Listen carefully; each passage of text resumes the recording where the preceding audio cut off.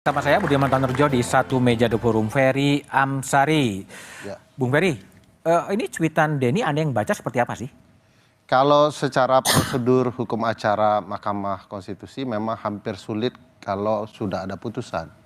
Sebab pihak-pihak baru memasukkan kesimpulan. Oke. Ada 14 pihak terkait, 1 pemohon, 2 termohon. 17 kesimpulan.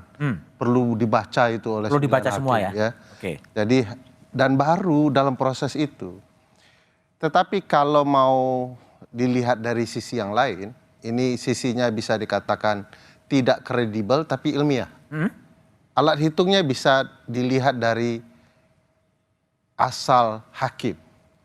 3 dari DPR yang tentu saja partai mayoritas adalah PDIP yang mendukung sistem tertutup. 3 dari presiden yang kader PDIP juga. Sudah 6-3 sebenarnya. Tetapi tentu ini galiannya tidak sesederhana itu ya untuk membaca. Dan itu apa hitung-hitungan lah ya? Hitung-hitungan Bukan ilmiahnya. kredibel ya? Tidak data yang disampaikan. Oke, tapi oleh gini, kalau penyidik. kembali kepada fokus persoalan, apakah betul tadi sinyalemen dari Pak SBY kalau itu tiba-tiba berubah terjadi chaos politik menurut Anda? Chaos dalam artian partai-partai yang sudah mempersiapkan segala strategi menuju 2024 harus mengubah segala taktik. Oke. Dan tentu ini tidak hanya merugikan partai tetapi juga kader karena mereka juga harus memikirkan banyak hal, lalu juga penyelenggara karena harus sosialisasi lagi, apalagi peserta pemilih. Mereka juga akan kebingungan. Biasanya ada nama tiba-tiba hilang nama kan begitu ya. Oke. Nah, cuman kalau saya melihat putusan MK memang tidak ada logika bagi MK untuk memutuskan mengubah sistem di jalan.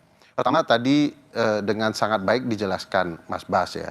Tapi saya agak berbeda mengambil angle-nya. Bahwa memang menurut pasal 22E peserta pemilu itu partai politik. Tapi penyelenggaraannya menurut pasal 22E ayat 2, penyelenggaraan pemilu itu terkait dengan pemilihan anggota DPR, DPD, dan DPRD. Jadi mau tidak mau konsep keterbukaan dalam sistem itu terang benerang. Belum lagi bicara soal kedaulatan di pasal 1 ayat 2 dan kemudian langsung di pasal azas pemilu di pasal 22E. Jadi apalagi putusan MK sudah final menurut putusan nomor 22/24 PUU 6 Romawi tahun 2008. Ya. Dan paling hebat Mas Budi kalau kemudian MK mengubah sistem padahal dalam putusan-putusan sebelumnya kalau dinyatakan open legal policy, ya kebijakan hukum terbuka, yaitu Undang-Undang Dasar memberikan hak kepada pembentuk undang-undang mengatur pasal 22E ayat 6 tata cara pemilu diatur lebih lanjut dengan undang-undang.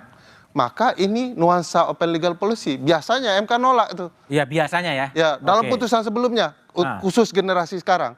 Nah aneh kalau kemudian Mahkamah Konstitusi tiba-tiba mengambil tindakan untuk menafsirkan. Tapi sudah ada contohnya putusan KPK kemarin. Saya ke Mas Bas.